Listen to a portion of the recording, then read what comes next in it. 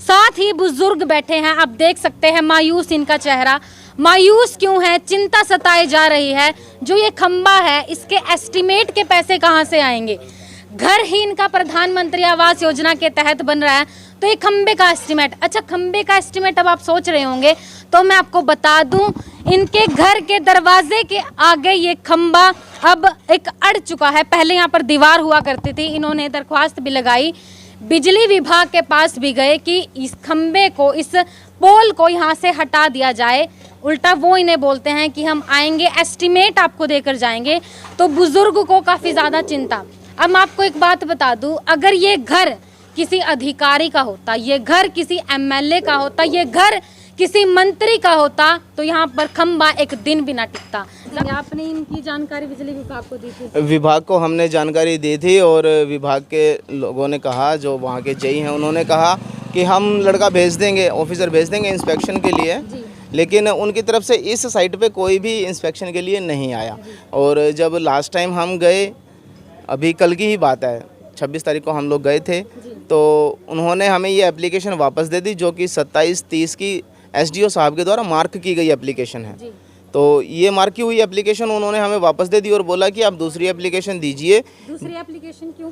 दूसरी एप्लीकेशन में उन्होंने बोला कि आप 2 लाइनें ये लिखवाएं कि विभाग की सभी नियम व शर्तें हमें मान्य होंगी। उसके बाद फिर एक्शन साहब के पास ये एप्लीकेशन जाएगी, हम आपका एस्टीमेट तैयार कर देंगे। एस्टीमेट तैयार होने के बाद में फिर जो भी होगा वो आपको बता दिया जाएगा। अब ये एस्टीमेट कहाँ से देंगे? मैंने आपको पहले भी बताया, घर प्रधानमंत्री आवास योजना के तहत बन रहा है, उनके लिए ही इनके पास इतना पैसा नहीं है, तो ये बिजली का जो पोल लगा हो उसका एस्टीमेट पैसा मतलब कैसे देंगे? हाँ, बिल्कुल वही बात मैं आपको बताना चाह रहा हूँ कि प्रधानमंत्री आवास योजना के तहत जो 2017 में फॉर्म भरे गए थे, उसमें इनका घर मंजूर हुआ बनने के लिए।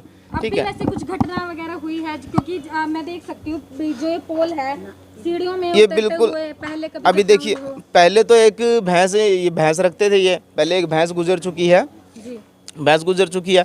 लेकिन अभी बरसात के दिनों में, जैसे अभी सावन के महीने में बारिश हुई थी, तो बारिश में क्या होता है कि पूरा जो ये खंबा है ये गीला हो जाता है, तो बच्चे यहाँ से निकलते हैं तो टच होता है, तो इसमें से करंट आता ही आता है।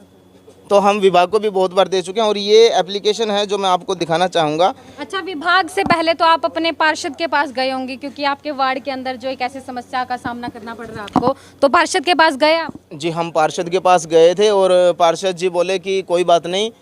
पहले तो हमने उनको अपनी समस्या बताई, तो पार्षद जी बोले कि मेरे घर के आगे, खुद के आगे खंबा था, मेरे को 14,000 रुपये दे करके वो खंबा हटवाना पड़ा। देखिए, वो तो पार्षद है और अच्छा वो भी होगा, बैकअप भी होगा, तो दे दिए होंगे। आप कैसे देंगे? ये कैसे देंगे? ये नहीं दे सकते, ये पेंशन पे अपना गुजारा कर रहे हैं, पेंशन पे गुजारा कर रहे हैं। तो बताओ फिर, ये पेंशन पे गुजारा कर रहे हैं और प्रधानमंत्री आवास योजना के तहत इनका घर मंजूर हुआ है, तो ये एस्टीमेट, आपको ये पोल की जो दरखास्त, ये दरखास्त हमने दी थी 30/7/2022 को। आप देख सकते हैं एसडीओ साहब के द्वारा मार्क की गई एप्लीकेशन है ये।